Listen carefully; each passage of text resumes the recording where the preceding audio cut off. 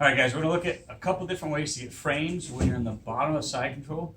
And usually somebody's past your guard, or maybe they got to this position and you didn't get your frames in before they got to that top heavy pressure.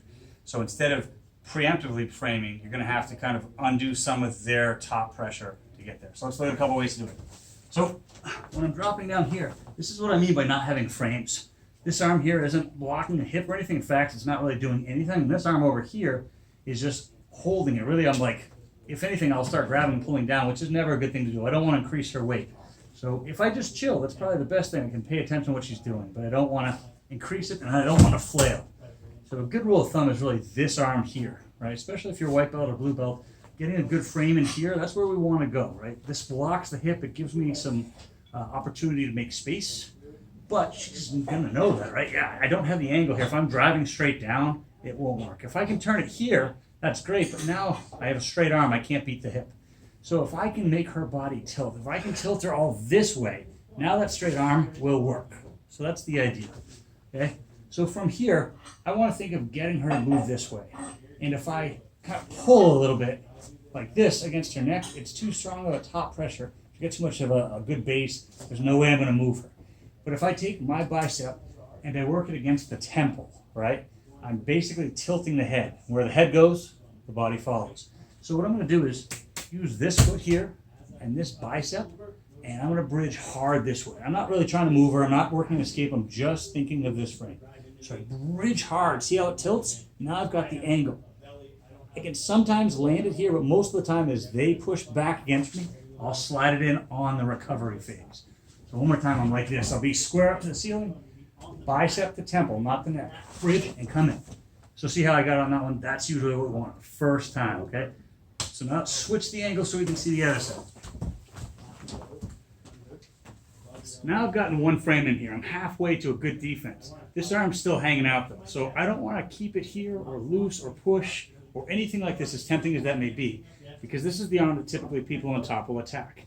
The Kimuras, the Americanas, the armbars are all there. Or if she pushes it by me, here's an arm triangle. All this is bad.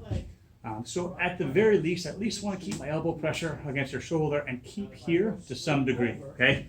So that way it's hard. If she starts reaching for it, I can kind of hang with her, okay? Now, I'm going to use the same technique we just did for this arm to get that half of the frame in. I'm going to use my bicep against her temple. You can see a little better from this angle. So I can't just push a little bit. I have to bridge and look and have my whole body angled, not just straight up, but I'm going to tilt hard here. Now there's two ways I can recover from this and get that frame in. As we come back down, if she follows me super tight, it's sometimes hard, but she's not going to come all the way to the mat. So what I will do is push hard, and as she comes down, I slingshot ahead of it. My elbow's still tight here, so I'm fairly protected from her attacking. But look where my hand got. Instead of being up behind her head, it's down here. And now I can, sometimes I have the space and I'll just run across, but most times I have a moment where she's going to drop pressure and I'm going to have to dig for it. So I think of like cheese grating. I'm going to grind my forearm across her jaw, or sometimes if she pops her jaw up, I'll grind it across the neck. Where I want to go is this far seam here. Okay, so I'm not just barely touching it. I want to drive all the way over. Once I get here, I want to pull that shoulder down. Look how her posture is. It's pretty broken here. If I'm like this and she drives down, she's on the wrist bone. It's not strong here. So keep that heavy. It's not strong here. I'll drive, walk, and now I've got the beginnings of all my escapes, and that's where I want to be. So one more time. I've got this frame in here. I'm loose here. I'm watching what she's doing, so I'm not getting in bad positions. I'm paying attention to her trying to pass, mount, all that kind of stuff, right? When I'm ready, I don't push on the neck. I go up to the bicep. Big bridge, slingshot, and back in here. And I'm being nice to my partner, but sometimes as you drop down, especially in MMA, I'll go and I'll fire a shot. If I'm punching here, boom, punch across. Why not, right?